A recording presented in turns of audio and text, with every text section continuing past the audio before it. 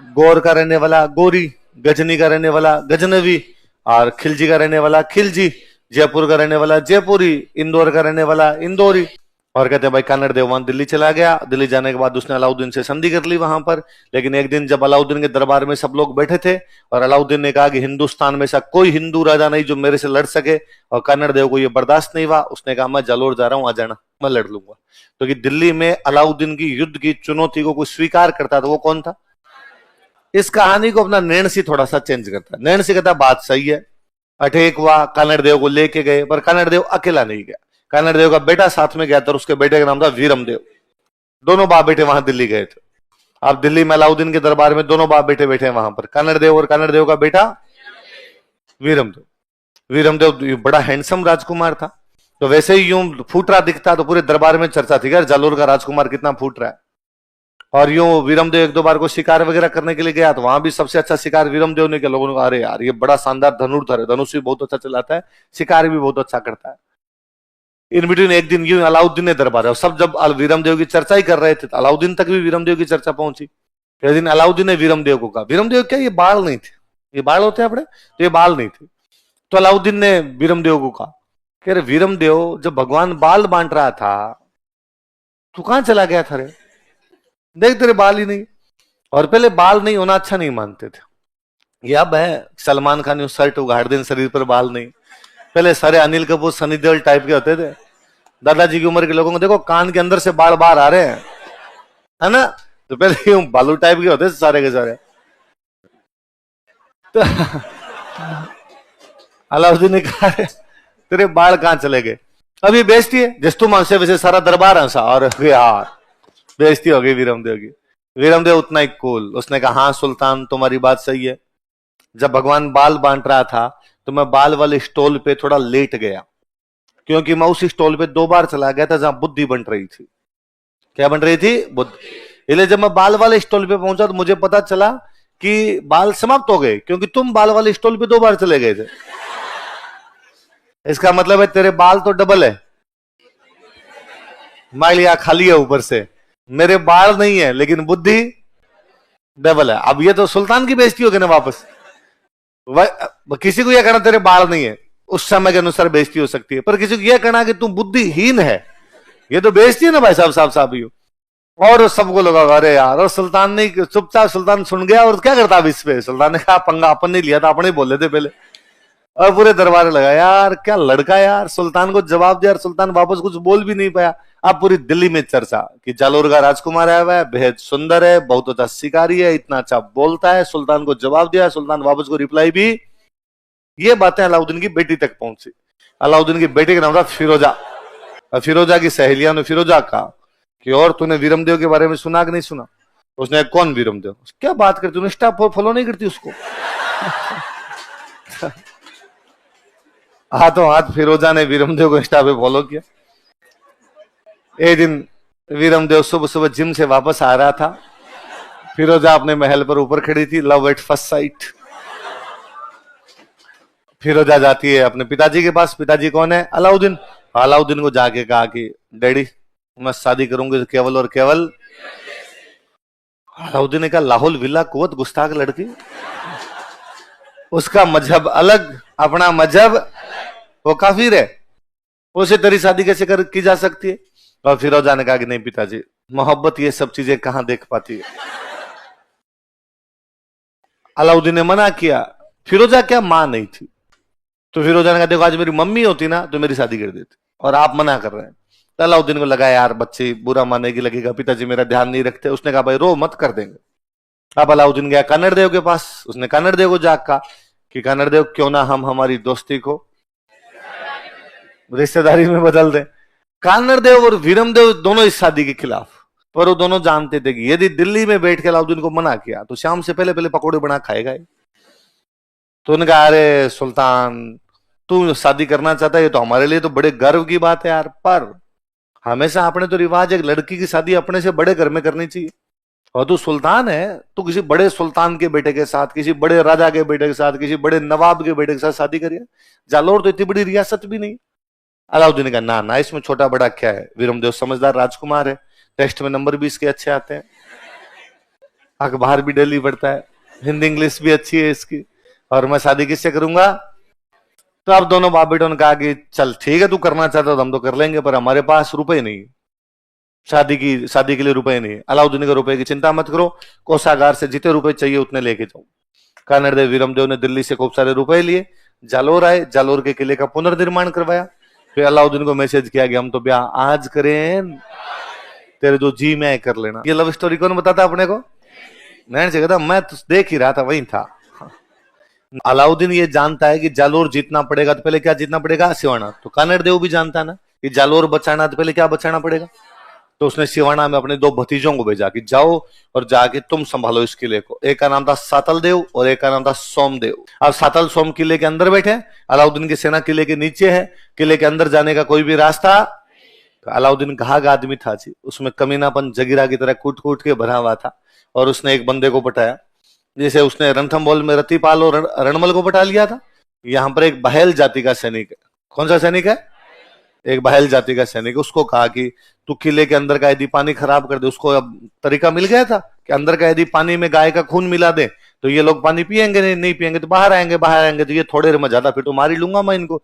तो उसने एक बहेल सैनिक को तैयार किया, उस सैनिक ने अंदर किले का पानी खराब कर। वापस अलाउद्दीन ने अपना नीचे सेना लेके पड़ा है, कानड़देव वीरमदेव बाप बेटे अपने ऊपर तैयार है सेना। फिर वही अंदर जाने के कोई रास्ते नहीं। इस बार फिर अलाउद्दीन ने एक बंदे को पटाया, उस बंदे का नाम था बिक्का दहिया। हर बार कोई ना कोई किसी ना किसी राजा से बनती नहीं थी, छोटी मोटी बातों पे लड़ाई हुई रहती थी, लोग इन चीजों का फायदा उठा लेते। अभी तक है ये, है ना, ये चीजें बदलती नहीं है। आज भी तो आप सुनते हो ना कि साहब ये बीजेपी का था, कांग्रेस में चला गया। अब पार्टी अलाउद्दीन और कानड़देव ने, ये बीजेपी और कांग्रेस है। अब भी तो जा रहे हैं ना, इधर से उधर और उधर से उधर। तो लोगों की प्रवृत्तियां बदलती थोड़ी, तो उस समय भी लोग होते थे। तो एक व्यक्ति है बिक्का दहिया नाम है, वो कानड़देव से कोई बात को लेकर नाराज है। अलाउद्दीन ने उसको पटाया। अलाउद्दीन को पता चला एक बंदा इनमें यूं नाराज है, उसको पटाया कहा भाई तू मुझे अंदर जाने का रास्ता बता दे। तो उसने कहा इस किले की दीवार जो है ना वो एक साइड से कच्ची है, और जहां से कच्ची है उधर से तोड़ ले, तोड़ के अंदर घुस जा। तो अलाउद्दीन ने कहा किधर से कच्ची है? तो उसने कहा ये तो मेरे को नहीं पता किधर से कच्ची है, पर एक तरीका है। राई होती है, राई, राई सरसों जैसा बीज होता है राई। तो राई के बीज के लिए कहते हैं कि राई का बीज यदि धरती में डाल दिया जाए तो 2 दिन में फूटने लग जाता, मतलब धरती थोड़ा खोद के अंदर डाल दो तो वो जमीन फूटने लग जाएगी, राई का बीज बाहर आएगा। तो उसने कहा चारों तरफ तू राई डलवा दे, जहां से फूटेगा इसका मतलब वहां से जमीन क्या है? कच्ची। उसने कहा ठीक है। तो कहते हैं अलाउद्दीन ने घोषणा करवाई कि भाई जिसके पास जितनी राई है लेके आओ। और लोग खूब सारे यूं आपके जैसे लोग थे, बोरियां भर भर के राई लेके गए। अलाउद्दीन ने मुंह मांगे दामों में खरीदी। हाँ बताओ 100 रुपए किलो, दो भाई 100 रुपए। बताओ कि 200 रुपए किलो। चारों तरफ राई डलवाई, जहां से राई फूटी इसका मतलब वहां से जमीन क्या है? कच्ची। एक मेरे जैसे कोई मार साहब थे, दूसरे दिन लेके गए बोरी भर के। अलाउद्दीन कहा हाँ भाई राई लाए। अलाउद्दीन कहा तोलो भाई, मार साहब राई लेके 2 रुपए किलो में तोलो। उसने कहा रात तो 100 और अब? अलाउद्दीन ने कहा राई रा भाव रात ही गया। क्या कहा? राई रा भाव, कि राई के भाव तो रात को चले गए। हिंदी की एक कहावत है आपके, अब पछताए होत जब चिड़िया चुग गई, उसका राजस्थानी वर्जन है राई रा भाव। तो इंटरव्यू में आपसे पूछ ले कि राई रा भाव राते गए, इसका मतलब क्या? कि काम समाप्त हो चुका है ना। कोई काम समाप्त हो जाए उसके बाद कोई पहुंचे तब उसके लिए क्या वर्ड यूज में लिया जाता है? राई रा भाव। या कोई पूछे कि जालोर का किला किसके भाव बिक गया था, तो वो कौन बेच गया था? कौन बेच गया? यही तो सौदा कर गया था इस बात। अलाउद्दीन ने बिक्का दहिया खूब सारे रुपए दिए और रुपए दे के कहा कि बैस मैं किले पे कब्जा कर लूं फिर तेरे को बनाऊंगा राजा। बिक्का दहिया अपने घर पे गया, अपनी पत्नी को ले जाकर रुपए दिए। पत्नी का नाम था हीरा दे। क्या नाम था?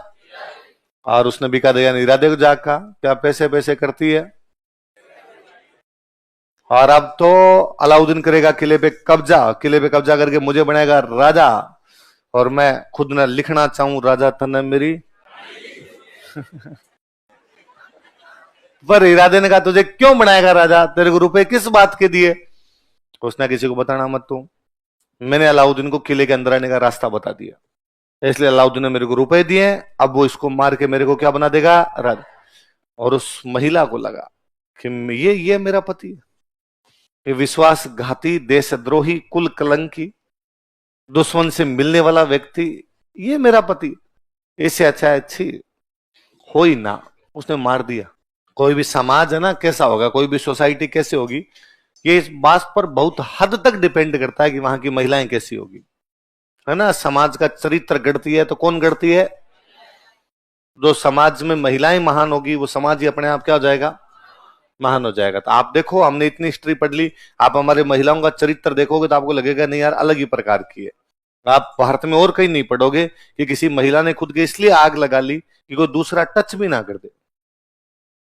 तो फिर यहां पर इस प्रकार की बात भी थी। कोई महिला जब इतना सब कुछ अपना आन बान शान की रक्षा के लिए अपना सर्वस्व न्यौछावर करने के लिए तैयार हो जाए, फिर उसकी औलाद भी वैसे ही करे। तो फिर अपने यहां पर इस प्रकार के लोग भी देखे गए कि साहब सामने सेना बड़ी है फिर भी वो लड़ने के लिए चले गए। इसलिए आज भी भारत में वीरता की जब भी बात की जाए सबसे पहले नाम राजस्थान है। बाकी लोग भी लड़े होंगे पर हम उस मामले में सबसे ऊपर आते हैं, कारण कि भाई महिलाएं उस प्रकार की थी। मैं कई बार और सोचता हूं कि देखो आप कब हमले होने शुरू हुए। हम पढ़ते हैं कि 734 के अंदर जो है बापा रावल मानमोरी को हटा के चित्तौड़ पे कब्जा करता है, क्योंकि उधर से हमले हो रहे थे और उनसे बचाना जरूरी था। तो 700 से तो पड़ ही रहे। ये देखो हमने कितने हमले पड़े कि कोई आपका बगुली शाह है, कोई सहाबुद्दीन है, कोई इब्राहिम है, कोई गर्जन मतंग है, कोई खुसरो शाह है, कोई गजनवी। लगातार लड़ाइयां लड़ाइयां लड़ाइयां, 500 साल लगातार लड़ाइयां। 700 से 1200, 700 से 1192 में त्राइन पे वो जीतने के बाद उनका दिल्ली पर कब्जा हुआ है। तब तक तो लगातार हार ही रहे हैं वो सामने वाली पार्टी। सामने वाली हार रही तो हरा कौन रहे हैं? राजस्थान वाले हरा रहे हैं, अपने इस बाउंड्री पर बैठे तो अपने ही हरा रहे हैं उनको। मैं कई बार सोचता हूं इन 500 साल का हमारे पास हिसाब यह है कि हमारा दुर्लभ राज लड़ा, विग्रराज लड़ा, हमारा पृथ्वीराज लड़ा, हमारा बापा रावल लड़ा, हमारा खुमान लड़ा, हमारा गोविंद लड़ा, ये हमारे पास हिसाब है उनका। पर हालात ये थे इन 500 सालों के अपने राजस्थान के कि गांव के अंदर 16 साल से ऊपर के लोग नहीं थे, सारे मर गए लड़ाइयों में। इतनी लड़ाइयां हैं, जब दिल्ली आप लड़ाई के अंदर ही जी रहे हो तो जवान जवान तो सर लड़ाइयों में गए। या तो गांव में एकदम बूढ़े ठाडे बैठे हैं या ताबरी बैठे हैं। उन दिनों उन गांव को, उन खेतों को, उन घरों को संभालने वाली कौन रही होगी? इतिहास उसका कोई वर्णन नहीं कर पाता।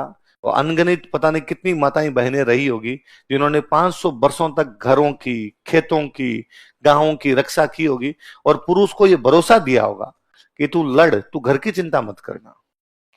यदि उन दिनों वो महिलाएं कह देती कि ना मुझे डर लगता है ना, तुम घर पे रहो, तुम ये खेत में काम कौन करेगा, आटा पिसवा के कौन लाएगा, सब्जी कौन ला के देगा, तुम्हें घर पे रहना है तो पुरुष भी बाहर जा।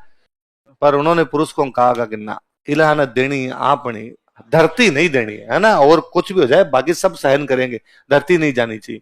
उससे बड़ी बात कि एक महिला ने अपने पति को, अपने भाई को, अपने पिता को, सबको कहा होगा भाई तुम लड़ने के लिए जाओ, बोले घर हम संभाल लेंगी। केवल इतना ही नहीं किया, उन्होंने वापस अगली पीढ़ी को तैयार किया है कि तुम वापस जल्दी तैयार हो, लड़ना है। वो माए कोई ऐसी महिला भी तो रही होगी ना, इसका युद्ध में पति भी मरा होगा, देवर जेठ भी मरे होंगे, और जो पिताजी का पीहर पक्ष है वो भी पूरा का पूरा शहीद हो गया। फिर भी अपने किसी 5 साल के बेटे को लेके यूं वो सोच रही होगी कि जल्दी ये बड़ा हो जाए इसको लड़ने के लिए भेजूं, और भेजे होंगे पता नहीं कितनी सारी महिलाओं ने। वो उन महिलाओं का चरित्र था, इसलिए राजस्थान का चरित्र इतना उज्जवल रहा, इसलिए राजस्थान की बातें इस प्रकार की रही। एक दिन मुझे कोई यूं पूछ रहा था तो सर पहले अपने यूं सांगा कुंभा डाकी टाइप के आदमी हुए, अब क्यों नहीं होते? मगर पहले जब बच्चा पैदा होता था ना तो माँ सूंठ खाती थी, सूंठ। क्या खाती? सूंठ जानते हो? सौंठ, सौंठ, सौंठ। अदरक, अदरक सूख जाए तो उसको बोलते हैं सौंठ। अब खाती इमली, है ना। तो टाबर भी कैसे हो रहे हैं? इमली जैसे हो रहे हैं। कहते हैं कि जब ये क्लियर हो गया था ना कि भाई अलाउद्दीन जालोर पर अटैक करेगा तो फिरोजा मना करती है, और फिरोजा कहती है कि भाई आप मत करो अटैक। तो अलाउद्दीन ने कहा भाई वो मान ही नहीं रहे, शादी के लिए मना कर रहे हैं, लड़ाइयां कर रहे हैं, तो अब हमें अटैक ही करना पड़ेगा, क्या इलाज है? फिरोजा कहती है भाई मैं एक बार बातचीत करके देखती हूँ वीरमदेव से। तो अलाउद्दीन कहता भाई ठीक है कर ले। तो उसने कहा मुझे जालोर जाना पड़ेगा क्योंकि उसने फोन नंबर पे तो ब्लॉक कर रखा है मेरे को। तो फिर वो अपने यहाँ जालोर आई थी वीरमदेव से मिलने के लिए, लेकिन वीरमदेव उससे मुलाकात भी करता। तो अभी भी जालोर के किले के नीचे एक जगह है जिसके लिए कहा जाता है कि वहां पे फिरोजा आके गई थी, इसलिए कई बार तो लोग कहते हैं यहाँ पे शहजादी आई थी। कौन आई थी? प्रिंसेस थी वो, तो शहजादी आई थी। फिर लोकल लोगों ने फिरोजा का नाम फिरोजा याद नहीं रहा तो अपने वालों ने बना दिया फोफड़ी। तो कहते हैं हाँ फोफड़ी आई थी, फोफड़ी। कौन आ गई थी? फोफड़ी आ गई। कितना भला नाम है फिरोजा, कितना प्यारा नाम है। अपने वालों ने क्या बनाया? फोफड़ी बना दिया। फिर फिरोजा वापस चली गई यहाँ से। तो फिरोजा फिरोजा की माँ नहीं थी, मैंने बताया था आपको। तो उसकी जो दाई माँ है वो कौन थी? गुलविश। तो गुलविश आती है यहाँ पे वीरमदेव से बातचीत करने के लिए। वीरमदेव के पास मैसेज करती है, भाई क्यों लड़ाई करे, फिरोजा तेरे से शादी करना चाहती है, शादी कर ले तो पूरा मामला ही समाप्त हो जाए। तो वीरमदेव रिप्लाई भेजता कि ना, मामो लाजे भाटियान कुड़ लाजे चौवाण, जे मुंह परणु तुरकड़ीन उल्टो उगे भाण। या तो सूर्य, मैं तो कभी सूर्य पश्चिम दिशा में उग सकता है, ना वीरमदेव किसी तुर्क कन्या से शादी कर सकता है। तो जब सारे रास्ते बंद हो गए थे तो बाद में उन्होंने क्या की थी? लड़ाई। तो फिरोजा ने कहता है जब हमला करने के लिए सेना आई तो फिरोजा ने कहा वीरमदेव को जिंदा पकड़ के लाना। तो वीरमदेव जिंदा मिला ही नहीं, इवन उसकी डेड बॉडी नहीं मिली। उसने कहा भाई जिंदा नहीं मिले तो मुर्दा लाना, फिर डेड बॉडी लेके आना। तो उसकी डेड बॉडी मिली नहीं, कारण कि वो युद्ध में उसकी हाथ कट के कहीं गिर गया, गर्दन कट के कहीं गिर गई, टांगे कट के कहीं गिर गई। फाइनली सैनिक जब ढूंढ रहे थे तो उसकी गर्दन गर्दन मिल गई। तो गर्दन से पता चल गया भाई वीरमदेव डेड, बाकी बॉडी मिली नहीं उसकी। तो वहां दिल्ली लेके गए, उसकी गर्दन गर्दन लेके गए और फिरोजा को ले जाकर कहा भाई ये मिली, हमें तो गर्दन मिली और तो मिला नहीं। फिरोजा ने कहा कोई बात नहीं, मैं इससे प्यार करती थी, शादी करना चाहती थी, ये नहीं माना तो मैं कम से कम देखूं श्रीमत, कभी मिली नहीं, इससे भरपलक निहारूं तो सही। तो अपने यूं कवियों की कल्पनाएं हैं कि थाली के अंदर उसकी गर्दन पड़ी थी, फिरोजा उसके चेहरे को देखने के लिए सामने आई तो गर्दन घूम गई, मुंडी मुंडी थी वो थाली के अंदर ही घूम गई। वीरमदेव ने कहा मरने के बाद भी फिरोजा का दर्शन। फिरोजा कहती है कि तज तुर्कानी चाल हिंदवाणी हुई हमें, तज तुर्कानी चाल, तुर्कों की चाल छोड़ के हिंदवाणी हुई हमें, मैं हिंदू बनने के लिए तैयार हूं। मारा बोबोरा भरतार शीश न ढूंढ सोनीग्रा, हे मेरे सोनग्रा, मेरे 7 जन्मों के पति, मेरे से सिर मत घुमा, मैं तेरे लिए सब कुछ त्याग करने के लिए तैयार हूं। तो वीरमदेव मान थोड़ी गया, चक्री हो गया थाली। फिर फिरोजा वीरमदेव की गर्दन लेके यमुना में कूद जाती, सुसाइड कर लेती है फिरोजा। तो अपने आज भी अब तो रिवाज कम हो गए, पहले अपने अफीम का रिवाज खूब था, पश्चिमी राजस्थान में अब भी मिल जाता। तो अफीम जब देते ना, एक दूसरे को अफीम देते, मनोहारे क्या करते ना, तब उसमें ना खूब सारे दोहे बोलते थे पहले, अब तो लोग भूल भी गए।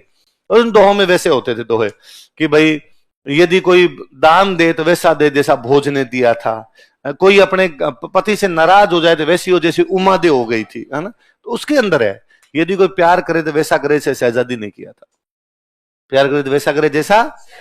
तो शहजादी बाद में कूद ही गई थी, यमुना के अंदर ही कूद जाती है। तो सच्ची मोहब्बत है। तो मेरे पास यूं खूब सारे रुपए आएंगे तो मैं मूवी बनाऊंगा जालोर। कौन सी मूवी? तुम्हें यदि उसमें रोल करना हो, है ना, किसी को बिका दैया बनना हो तुम में से, तो नाम लिखवा देना भाई। इस मूवी में सब है ना, एक्शन, रोमांस, कॉमेडी, ट्रेजेडी, जितनी चीजें हो सकती है सारी की सारी। ये क्या बनना चाहता है? फिरोजा।